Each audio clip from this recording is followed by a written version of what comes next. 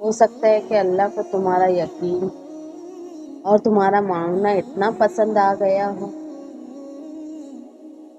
کہ اللہ نے اس چیز کو ہمیشہ کے لیے تمہارا بنانے کے لیے یہ دے دی ہو۔ صلہ بنانے کے لیے اللہ انتظار بھی بڑھا دیتا ہے، اور تمہیں تو اندازہ بھی نہیں ہے کیسے تمہارا اللہ آنکھ کے سامنے اور آنکھ کے اندر کا منظر بدل دیتا ہے۔ تمہارا اللہ پل میں کیا سے کیا کر دے، تم تو یہ سوچ بھی نہیں سکتے۔ اللہ کو اس دل سے پیار اور کیا ہوگا جو روز تہجد کے سجدوں میں ٹوٹ کر اس کے سامنے بکھر جاتا ہے، لیکن پھر بھی اس کے معجزوں کے لیے دھڑکتا رہتا ہے۔ توکل کرو جیسے نوح علیہ السلام نے دوران سیلاب کیا، توکل کرو جیسے ابراہیم علیہ السلام نے دکھتی ہوئی آگ میں کیا، توکل کرو جیسے موسیٰ علیہ السلام نے سمندر پر چلتے ہوئے کیا، توکل کرو جیسے یوسف علیہ السلام نے اندھے کنویں میں کیا،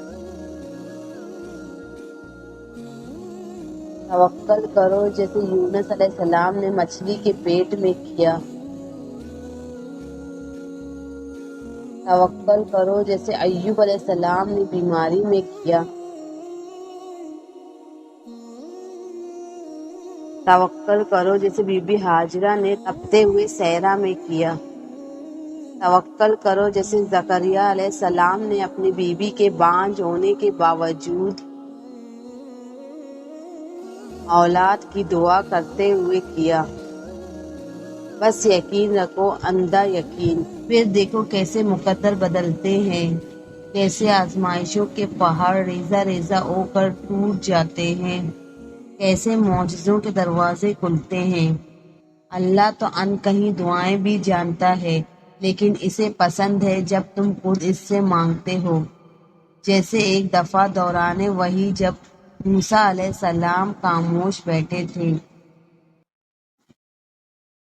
تو اللہ نے فرمایا، اے موسیٰ، یہ تمہارے دائیں ہاتھ میں کیا ہے؟ تو موسیٰ علیہ السلام کہنے لگے، یہ میری لاٹھی ہے، میں اس پر ٹیک لگاتا ہوں یا اللہ، اور میں اکثر اس کے ساتھ بکریوں پر پتے بھی جاڑتا ہوں۔ حالانکہ اللہ تو پہلے سے ہی جانتا تھا کہ یہ موسیٰ کی لاٹھی ہے، لیکن پھر بھی اللہ نے موسیٰ سے سوال کیا کیونکہ اللہ کو موسیٰ علیہ السلام کی آواز سننی تھی۔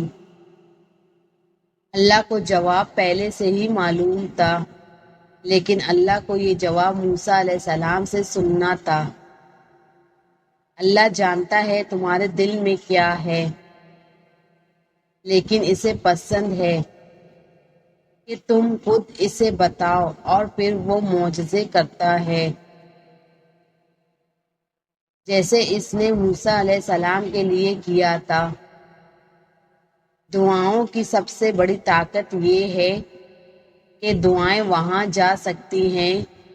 جہاں انسان نہیں جا سکتا۔ اللہ سے لے کر معجزوں تک، کن سے لے کر فیکون تک، ہر جگہ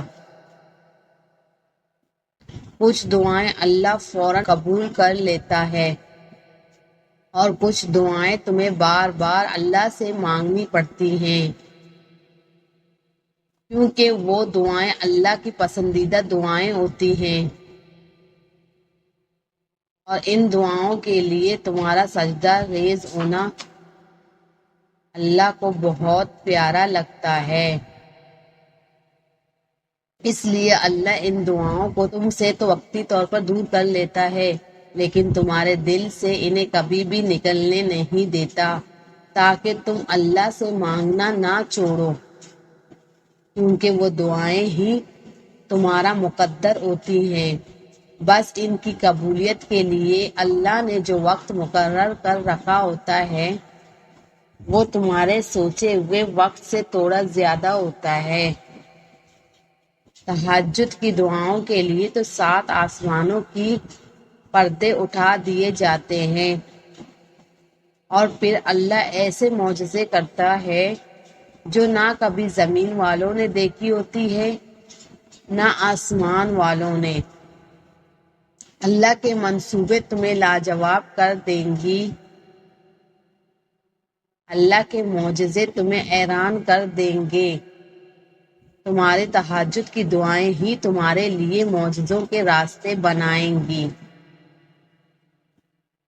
اور پھر تم دیکھو گے انہیں بھی اپنا مقدر بنتے ہوئے، جن کا ملنا تمہیں ناممکن لگتا ہے،